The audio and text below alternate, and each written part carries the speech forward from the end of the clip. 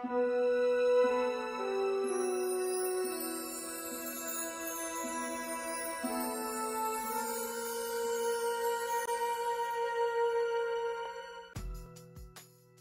mosaïque partout, sur multiples lieux, en une sorte de kaléidoscope, une image d'un homme rare et intense se construit, celle d'Antoine Bourseiller.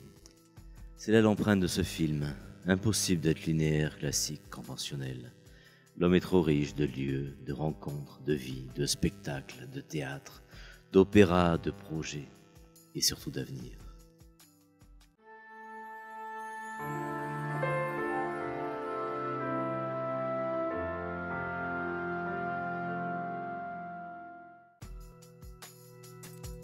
Suivre Antoine Bourseiller, c'est parcourir plus de 50 ans de théâtre.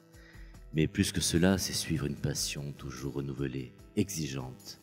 En 2008, Antoine Bourseiller met en scène Lorenzaccio. Ce sera un fil directeur en chemin buissonnier. Antoine Bourseiller nous donne ce cadeau de l'accompagner.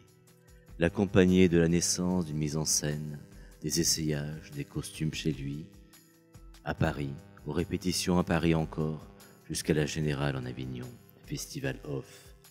Autre cadeau, entre Paris et Avignon, Antoine Bourseiller se raconte, se confie.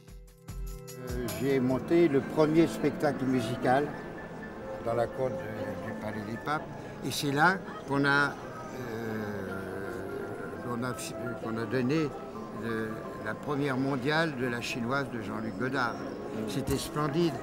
Même avant que le film commence, il y avait un peu de Mistral et on avait donc loué un écran géant et l'écran basculait comme ça. On aurait cru qu'on était sur un voilier. Voilà Greg Germain et Marie-Pierre Bousquet. Je fais le parcours avignonnais. Mon parcours. Des gens se protègent tellement qu'ils se protègent du bonheur d'aider les autres. Et moi, j'ai rencontré que des gens qui m'ont aidé.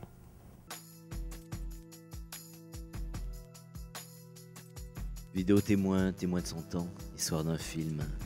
Quand sans relâche, Antoine rappelle l'épisode du choix du tournage. « Je n'aime pas votre sentimentalité à la Guimauve », lui dit Jean Genet, et tous deux partent d'un éclat de rire.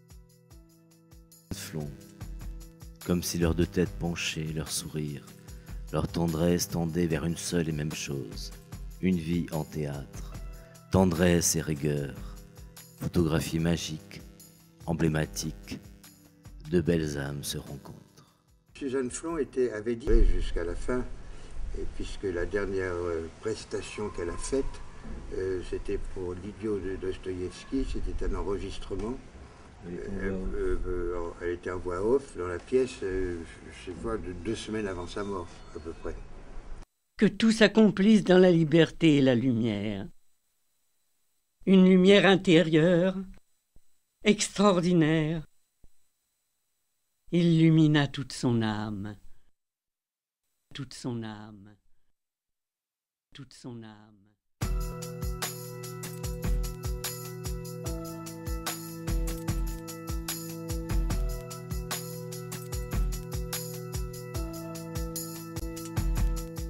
« 1960.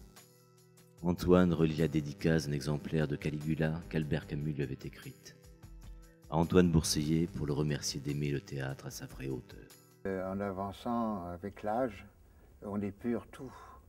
Et il n'y a même plus de décor dans Lorenzaccio, c'est dire. Il y a une table. Et juste avant, j'avais monté un condensé d'Hamlet, avec 2 ou 3 scènes de Lorenzaccio pour démontrer que Lorenzaccio pouvait être le frère français d'Hamlet. Et là aussi, il y avait d'ailleurs la même table et qu'on a retrouvé donc dans Lorenzaccio. Et dans le prochain spectacle que je vais faire à Avignon, je pense qu'il n'y aura même plus une table. Peut-être on se contentera d'un tabouret.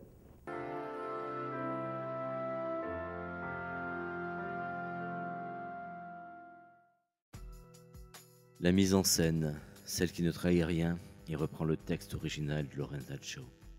Cette mise en scène, c'est celle d'Antoine Bourseiller. Antoine Bourseiller est un...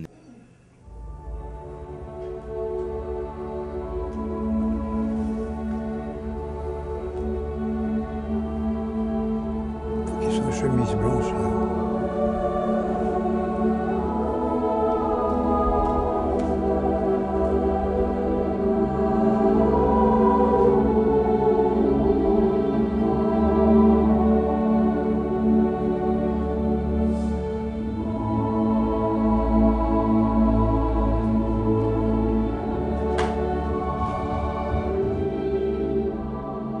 Lorenzaccio, c'est la pièce trahie, la pièce de l'infinie circularité du temps et du sens de l'histoire, l'éternel retour, la pièce du meurtre pour rien. Rien ne sert à rien, rien ne vaut la peine de rien, il n'y a plus rien, chantez Léo Ferré, sauf, peut-être, quand on entre en théâtre, comme on entre en religion. Merci Antoine Bourseiller. Plus vous travaillez, plus vous repoussez le jour fatal. Et moi, mon rêve, c'est de mourir sur le plateau.